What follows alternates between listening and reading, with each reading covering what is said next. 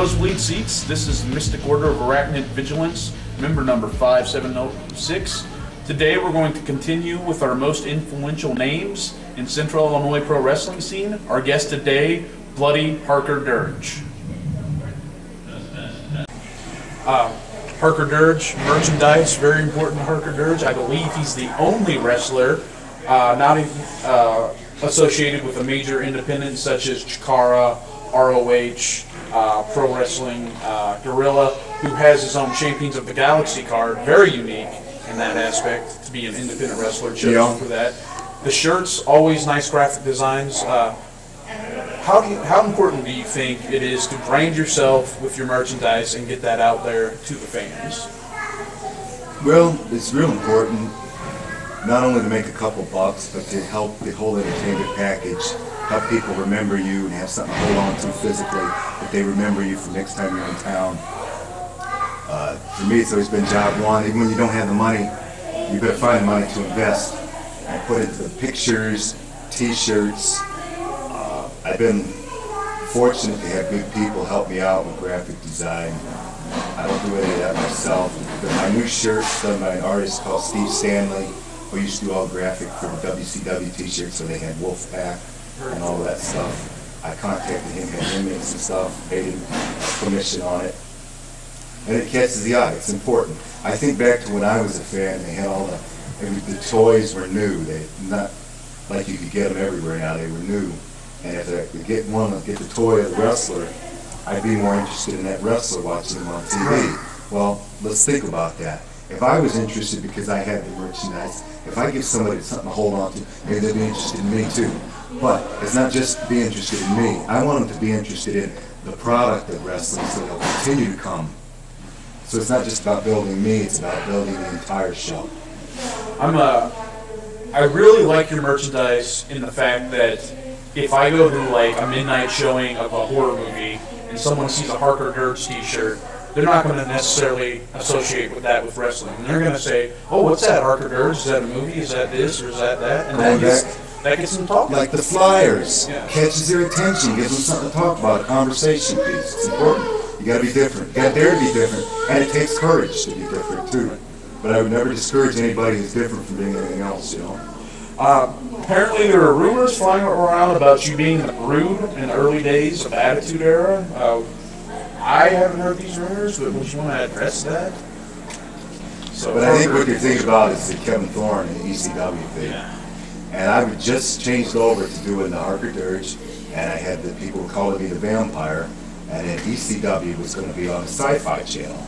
And the rumor came out, they're looking for characters to be on this ECW show. And for the first time ever, I had just moved back from Michigan to Illinois. I moved around quite a bit. I just moved back from Michigan to Illinois. I was trying new things and I didn't have a job. And for the first time I had sent my package to WWE with the gimmick in it. And they started saying, WWE's looking at a vampire wrestler. I just sent my stuff a couple weeks ago. People said, was that you? I said, could be. I don't know, could be. You know, like that. Like, when, could be. To get my name out there. I didn't know for nothing. So, next thing I know, it's all over the internet. And I think that day, I had a personal website at the time. I think that same day that the rumor hit all over the internet, I had something like 100,000 page hits in one day. When usually it was like maybe a dozen a day. Right. So that's the power of a rumor right there. But best I know, it was always just rumors. I never talked to anybody on the phone. Nothing was ever confirmed. But it did help me get my name out there to attach myself to that rumor, and my price did go up for a little while because of it. We'll segue into this question. I'd also like to mention, when I did tag team with Kevin Thorne, and he broke Crime Fighter's camera, Thorne did seem to know who I was before I shook his hand. So there must have been something going on. Okay. Very good. He probably said, who is this? Let me look him up. There are two wrestlers in WWE that tend to be really popular with the Mexican crowd. That's Rey Mysterio, which is for obvious reasons. Yeah. But for some reason, The Undertaker has took on this mythical status in amongst the Mexican crowds. Have you had the honor to perform in front of a predominantly Mexican crowd, particularly a Lucha Libre show? Yeah, but in the U.S. And how do they react to the Harker Dirge character? They liked it. They dig it. I think it goes back to some of their, their legends have always done horror movies too. mmwa-sicw and Santo, Blue Demon. There's always been a crossover, Masquerade versus Dracula or whatever. So maybe that's part of the culture. I know La Parka was always real big. I performed on a Lucha Libre show once in Detroit, in front of a predominantly, on Cinco de Mayo, it was in front of a predominantly Mexican, I assume Mexican, Hispanic crowd, and they liked it, they dug it, man. You were a prominent member of PWI roster. What are your thoughts about that organization? Which one? Powerhouse. Powerhouse Wrestling okay. in Lincoln, Illinois. Mostly it was Powerhouse Championship Wrestling when I was with him. And I still talk to Tim Lyle today.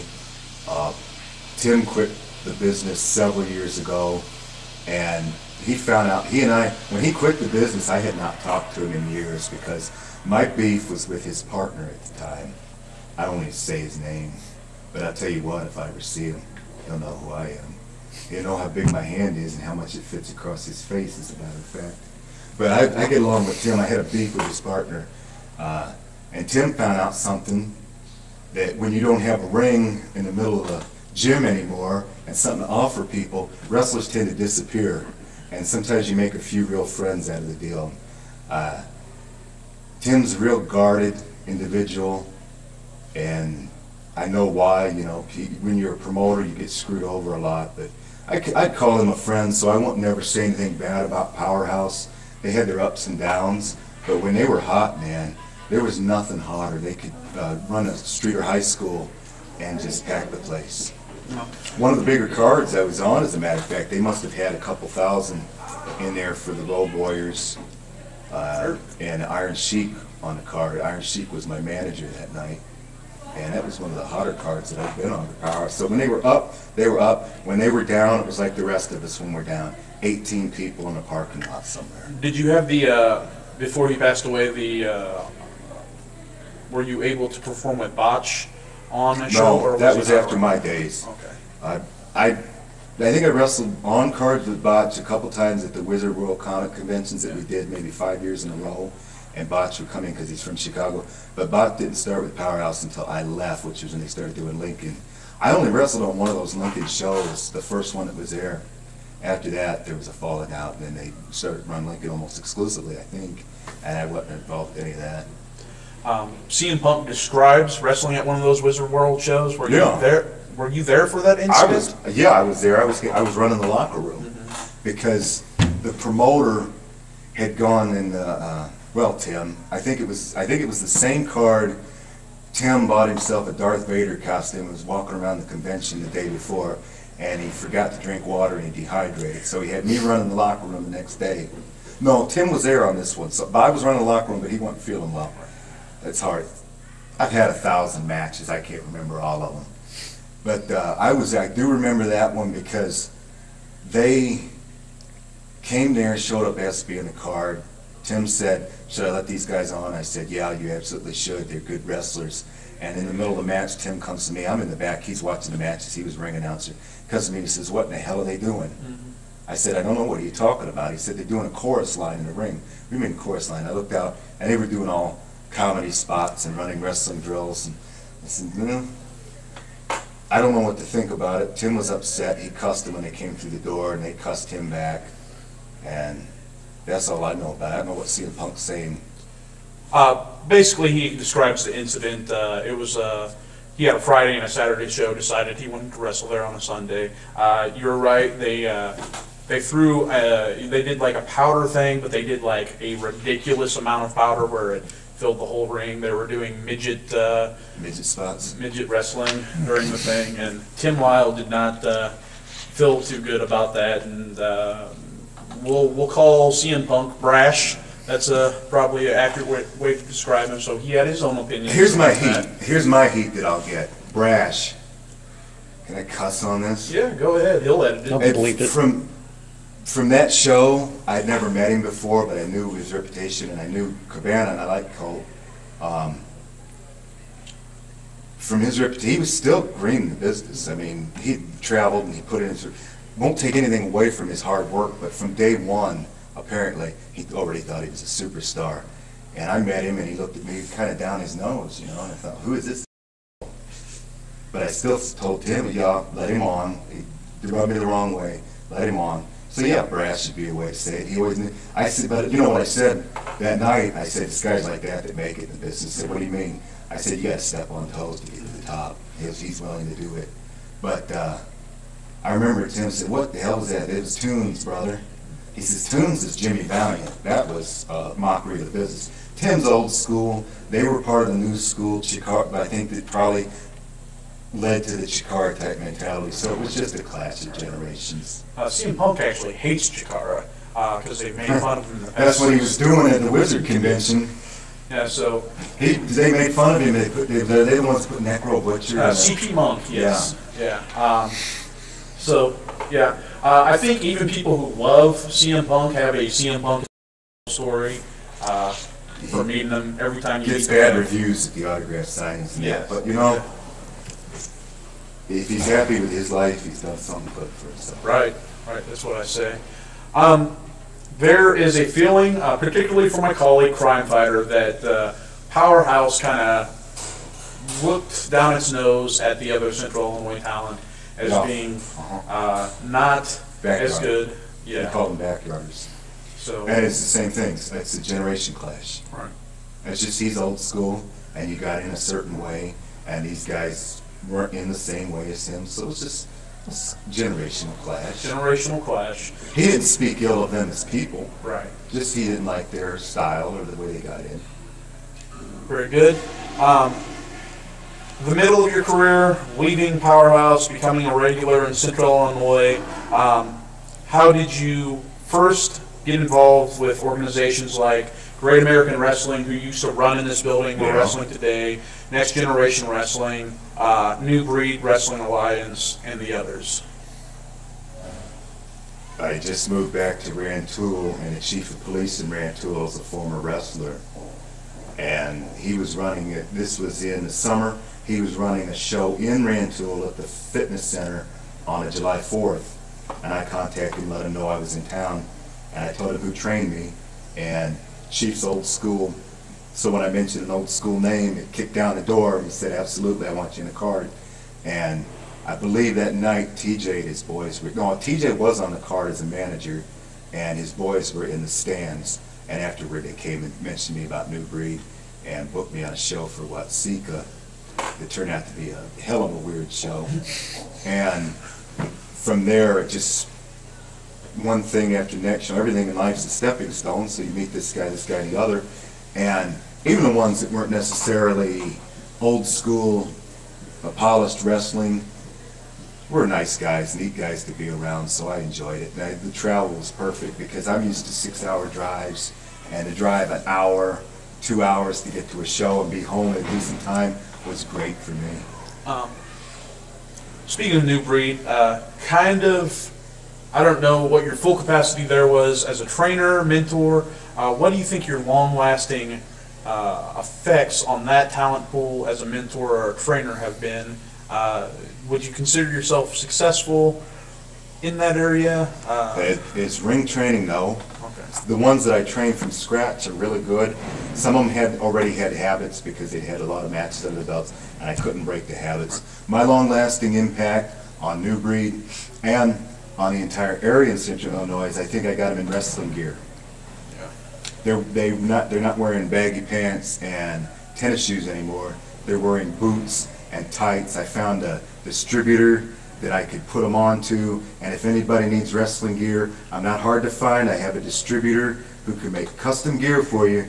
Find me and contact me. I'll hook you up. Nobody does. Better gear for the price, guaranteed. And I got them on wrestling gear, and that was job one. And I put a couple gimmicks on some of them. They're still getting booked based on those gimmicks today. Very good, very good. The only ones I trained from scratch was Jimmy Carrot. I had him, he was the only one I had from day one. The other one I had from closest to day one was Serenity. And those two have done well. They're all good. You know, all of them that are still around are good. speaking of Serenity, what do you feel women have? Where do you feel women belong in the business? In the ring wrestling. In the ring wrestling. I have deep respect for the women who have wrestled before us.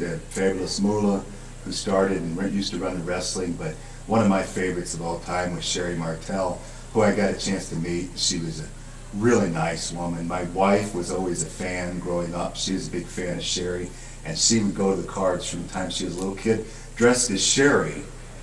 And Sherry got to know her from the autograph signings and seeing her dressed like her throughout the years. And finally, when I got to meet Sherry, was up in Canada on a wrestling card, and I brought my wife with me. And we thought, well, she hadn't seen her since she was a little kid. We walked through the door. My wife's name's Melissa. Sherry goes, "Missy!" Remembered her after all those years. Just a genuine woman. And another one of my favorites, Luna Vachon, who I got to work with. One of the nicest women you would ever meet. And through watching them wrestle hard and good and solid, and not disrespect themselves or not disrespect females in general, and be just good wrestlers and professionals more than that. Give me a deep respect for women as wrestlers. Very good. And that's where they belong, is in the ring, being respected, having matches on cards with private locker rooms, not thrown in with the men. That's another thing that irritates me. It's not only disrespectful to the women, but to the men. When you've got a women's match on a card and you try to throw them in the same locker room, treat them with respect, because they will draw if you put them on the card right. They'll bring fans, but don't treat them like TNA either. Not TNA, T-and-A, which stands for something that you kids at home shouldn't know about yet till you've at least had 12th grade education. Wrestling exploits in Indiana, Michigan, Louisiana, I believe. No, Ohio. Ohio, that's Ohio. Particularly AA or AWWL. Can we? AWWL is the Michigan group. It's the primary base right now is in Jackson. That's the Far Hats, the Sheik Sons. I had a contract with them for several years, and this last time the contract came up is when I quit, and that's why I'm back here in Central Illinois, because I'm allowed to be now, because I wasn't really allowed to take that many bookings. But I'm happy to be back in this area and hopefully making a difference and helping people out where I can, but also entertaining the fans. I enjoyed entertaining the children. You know, I love them all, but the smart, smart marks. Forgive the term if it's offensive, but they're going to be entertained no matter what. I'm interested in those kids that jump up and down. But there's a new group of fans that I see coming out who are the older generation that just want to get back into the old-time wrestling. Older men, and they bring their wives and sometimes their sons who are older than me by quite a bit. And I like to entertain them too, and I think I give them something that they can look back on, the Dick the Bruiser style, the 80s style even. Man, I think we're bringing it all together if we do the right things here. But as far as AWWL, I did my thing there. It was good. We did TV almost every show. I learned how to work on TV, to be for the camera, and that sort of thing. So it was a good experience. I mean, it didn't end well, although I do still have the belt. Didn't end well, but I wouldn't trade it for anything. And the wrestlers there are really hard workers. I have older aunts and uncles, even to watch the WWE style. They grew up with wrestling in the Chase. Grandpa, Grandma when she was still alive, to watch even WWE, watching wrestling on TV. What is this? This isn't wrestling. They don't get it. I don't get it. I'm not sure I sound like an old timer because I'm only. I started 17 years ago, but I was only a fetus when I started. I'm still young, so I don't sound like an old guy, but I don't get it anymore. What is it? Talking? Yeah. It's just it's weak. And I like to watch a good wrestling match, but I like the angles too. I like the drama as much as anybody.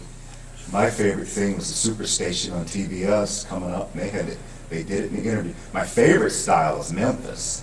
If you want to get down, one of the best compliments I was ever given, as a matter of fact, I never told people I was Memphis influenced, but Scott D'Amore, who was he's a Border City Wrestling in Canada, and he was working for TNA when they started, and they were down at the Nashville Fairgrounds once a month, and he told me on a card, he said, every time I go to Nashville at the fairgrounds, I think of you. I said, well, that's a great compliment. I said, next time you talk about booking people, think of me then, too. He never did. Although, I was Matt Maverick at the time, and they did turn out to have a Maverick Matt come on the show. Coincidence? I don't know. Speaking of Matt Maverick, there's another Matt Maverick in Southern Illinois right now. Yeah, where'd he come from? Yeah, you've heard about them? Didn't you even have a friend that? The way I came on to him is somebody I hadn't talked to since 1998. He moved out to California and got into producing independent movies. And he called me out of the blue, and he says, man, I was looking you up. He goes, I hadn't talked to you in a while. I was looking you up on the internet, and I remembered you were Matt Maverick, and I found you on YouTube. He goes, but something wasn't right. Have you kind of let yourself go? I said, what are you talking about? He goes, I said, I'm not Matt Maverick anymore. I'm Harker Dirge. He goes, oh, I didn't know that. I talked on a cell phone, and I got on the internet, and I looked it up. I said, that's not me, brother. That's not, I didn't let myself, I'm not saying the guy don't hit the gym, but he might hit the pizza parlor when he hits the gym. Now you're going to have heat with me, but he's not, he's polite. I've met him once, I think. He's polite, so I get no heat with him, but I don't know how he came across that name. It seems like a crazy coincidence, but there's also one in New Jersey that's a little skinny guy, and I think he does a surfer gimmick. It's odd. A lot of ocean in New Jersey. I came up with it. You want to know how I got the name? Yes. As a fan, reading the wrestling magazines, I think it was called Wrestling Eye.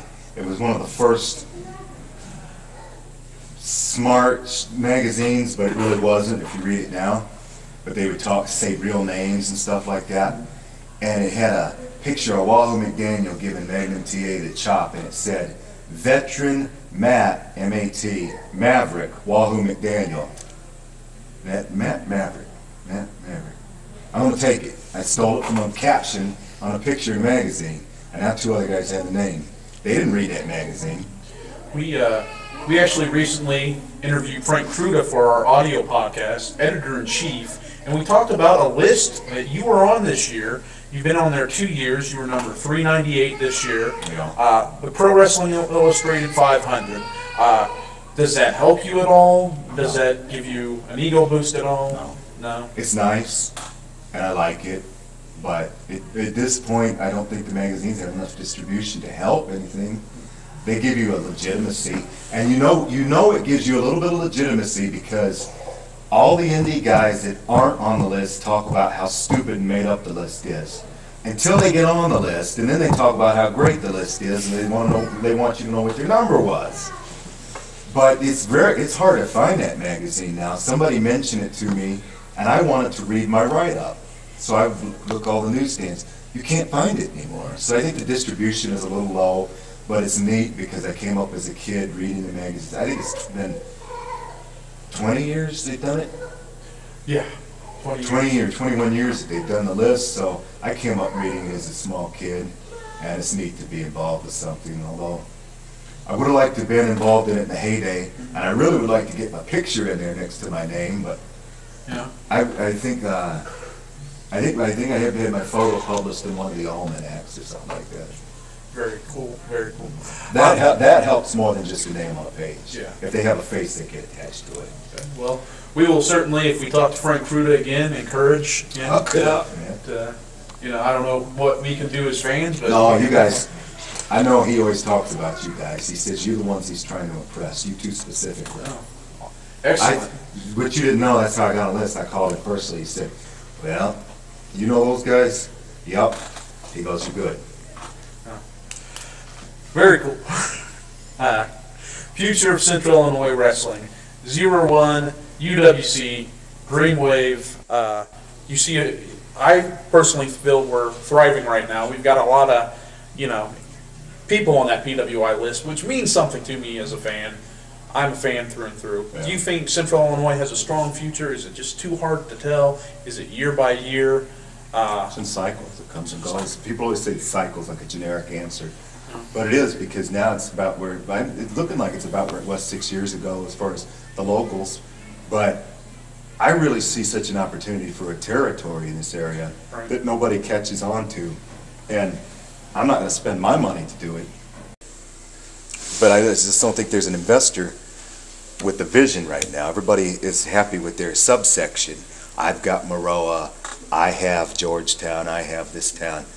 If they all maybe come together and run a territory and only use the best, we could travel week to week and have a show that fed off one to the next and have a little territory in our own little Illinois instead of having 5, 6 promoters. Okay. Someone you think who has a lot of potential in our area, and someone who you think is the top in our area right now, if you had to just off the top of your head pick one or the other. I don't know. Some of them are real good right now and they're hitting a peak. They just have to keep their attitudes in check and realize that they're not stars, they're independent wrestlers. And you got me politically stymied because I don't want to pick one name out and forget another. But I'm not trying to be, I'm politically incorrect as it can be if you talk to me off camera. But so I'm not trying to walk on eggshells about it.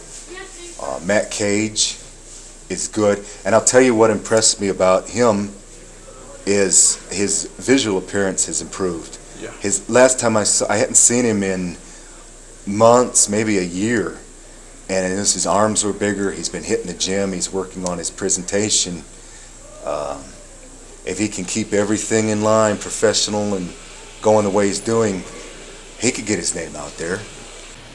Where can maybe promoters contact you if they want to have them want to have you fight on their show? Harker Dirge on public on Facebook. I used to have a website, but people don't use those anymore. Everybody wants to know what your Facebook is. It's Harker Dirge. I'm the only one on there that I know of. It's a public page, but you can send me a message there now. Or they can send it to my Hotmail account, which is harkerdirge@hotmail. Email is best. Okay. For ring gear, same email, same Facebook? Send it to me. I'll hook them up with my distributor. Okay. And of course the fans can interact with him there. Speaking of fans, we do have a fan question. They wanted to know what blood type you preferred to drink when you do choose to drink blood. AB, O negative. This is a fan question. I'm trying to wean myself off of it. I don't know the difference one from the other. They all taste pretty metallic. If you want to know what it tastes like, put a penny in your mouth. It tastes like kind of copper metallic. And the way I know that primarily is from blood matches with these wrestlers. So, which is why I won't wrestle with some of them in hardcore. Very good. Very good. Top 3 most influential wrestlers in Central Illinois. You've got 17 years of experience. A lot of it has been in Central Illinois. Right now, past or future, you can pick any 3 you want. I don't know that the wrestlers are as influential as the promoters. Those 2. We've had promoters McIntyre so comes to mind because most of the guys that I wrestle with now came through his crew. Or Cato, also, most guys come through his crew. You can't have Central Illinois wrestling right now without those 2 because they provided the platform for these guys to come in and get training and experience. And now it's just, again, like I said, everything builds and it's a step aside. I think most of the guys that are going to be back there in the dressing room came through those 2, the majority of them came through those 2 organizations. Right. And, just to round off third, I don't want to put words in your mouth, but Justin started off in Next Generation Wrestling, which was ran by several people. Yeah. You can't just pick one. So, But that was before I came through here. Yeah. So I don't know who did that. And, a lot of the guys that was at the show in Springfield last night, a lot of the guys respect Rip Mystic a lot. I've been in the ring with him, and I like him as a wrestler, as a human being. I like him too. He might be right up there. Yeah. And with the other 2. Rip Mystic, Justin Clark, and of course TJ/Cato. Sounds like it would be. Yeah, it'd have to be the 3. Okay. Thank you very much for being on the nosebleed seats. I've been waiting to do this for quite a while. For Crime Fighter, this is Mystic Order of Arachnid Vigilance, member number 5706. Thanks for watching.